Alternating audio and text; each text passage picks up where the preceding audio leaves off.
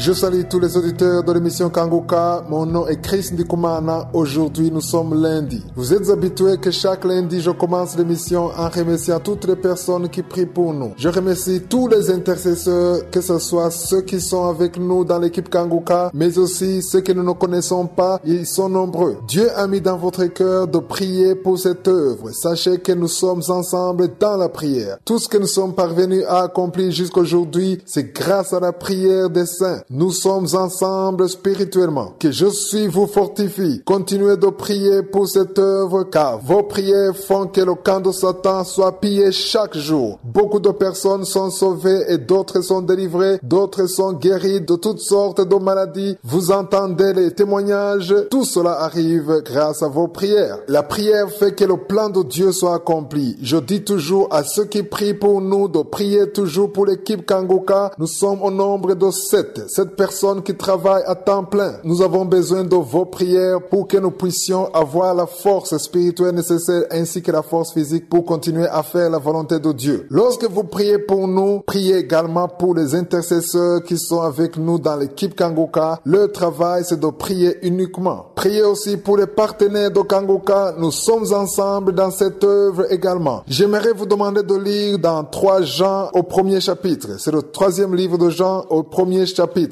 Lisez tout le chapitre. Jean était en train d'écrire à un certain Gaius. Gaius était ancien de l'église. Il était en train de lui dire à quel point il est bien de soutenir l'œuvre de Dieu. Au verset 8, il dit, nous devons donc accueillir de tels hommes afin d'être ouvriers avec eux pour la vérité. Chaque fois que vous soutenez l'œuvre de Dieu, dans tout ce que Dieu fait à travers l'œuvre, même si vous n'êtes pas présent physiquement, vous êtes là spirituellement. À ceux qui nous soutiennent, sachez que nous sommes ensemble dans cette œuvre et nous partagerons la récompense au ciel. Chaque lundi, je vous parle de la devise de Kanguka. Premièrement, il s'agit d'accepter la volonté de Dieu, même si elle est différente de la nôtre. Deuxièmement, nous devons prier tous les jours. Troisièmement, il est absolument interdit de se lamenter. Nous devons toujours rendre grâce à Dieu. Aujourd'hui, j'aimerais qu'on lise dans Exode 13, versets 21 à 22. Je vais vous parler du premier point de la devise de Kanguka, qui est d'accepter la volonté de Dieu, même si elle est différente de la nôtre. Au verset 21, il est écrit, l'Éternel allait devant eux. Dieu marchera avec vous lorsque vous serez sur le bon chemin. Même si ce n'est pas ce que vous voulez, il arrive que Dieu fasse les choses que nous ne voulons pas dans notre chair. Vous avez prié, vous avez demandé des choses à Dieu, mais il arrive que la volonté de Dieu soit différente de la vôtre. Des fois, c'est nous-mêmes qui marchons devant et nous laissons Dieu derrière nous. La parole de Dieu vient de nous dire que l'Éternel allait devant eux. Laissez Dieu marcher devant vous. Vous pouvez lui dire ce que vous voulez, mais préparez-vous à le suivre là où il veut vous amener. Préparez-vous à vous arrêter s'il s'arrête. Si vous lisez au verset 21, il est écrit, l'Éternel allait devant eux le jour dans une colonne de nuée pour les guider dans leur chemin et la nuit dans une colonne de feu pour les éclairer afin qu'ils marchassent jour et nuit. Cela veut dire que Dieu était avec eux. Beaucoup disent que les gens suivaient Moïse, mais en réalité, les gens ne suivaient pas Moïse. Ils suivaient la nuée le jour et la colonne de feu pendant la nuit. C'est ce qui est écrit. On a lu qu'il est écrit afin qu'ils marchassent jour et nuit. Le verset 22 dit, la colonne de nuée ne se retirait point de devant le peuple pendant le jour, ni la colonne de feu pendant la nuit. Si vous retournez au verset 21, il est écrit, l'Éternel allait devant eux le jour dans une colonne de nuée pour les guider dans leur chemin et la nuit dans une colonne de feu pour les éclairer. Cela veut dire que Moïse ainsi que tout le peuple de Dieu, 1 million de personnes environ, y compris les femmes et les enfants, toutes ces personnes suivaient le chemin que Dieu avait préparé. Ils acceptaient la volonté de Dieu, ils ne discutaient pas, personne ne prenait la décision de prendre son propre chemin ou de rester à un même endroit alors que les autres étaient partis, parce qu'à chaque fois qu'ils avaient faim, Dieu les nourrissait avec de la manne. Ils avaient de l'eau du rocher pour boire, ils ne manquaient jamais de rien parce qu'ils suivaient la volonté de Dieu. Ils marchaient sur le chemin de Dieu, ils étaient conduits par Dieu. Apprenons donc à accepter la volonté de Dieu, même si elle est différente de la nôtre. Même si vous êtes dans le désert, dans un endroit aride, sans eau, dans des problèmes insurmontables, chaque fois que vous acceptez la volonté de Dieu, Dieu ne vous laissera jamais seul. Il sera toujours avec vous, il vous nourrira, il vous fortifiera, mais vous devez d'abord accepter sa volonté, même si elle est différente de la vôtre.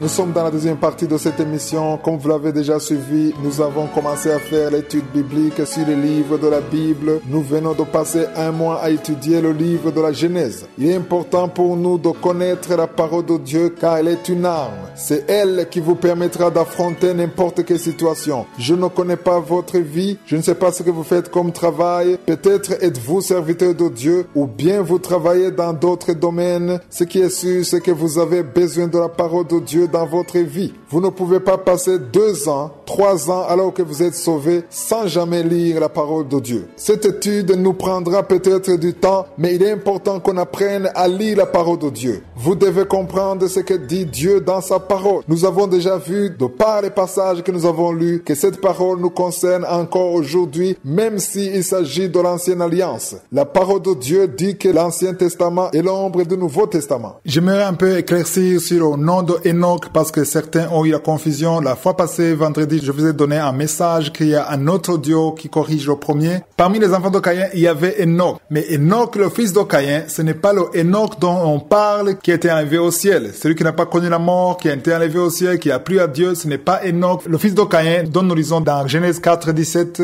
Mais il s'agit de Enoch, le fils de Jéred, que nous lisons dans Genèse 5, verset 18. Juste pour l'éclaircissement.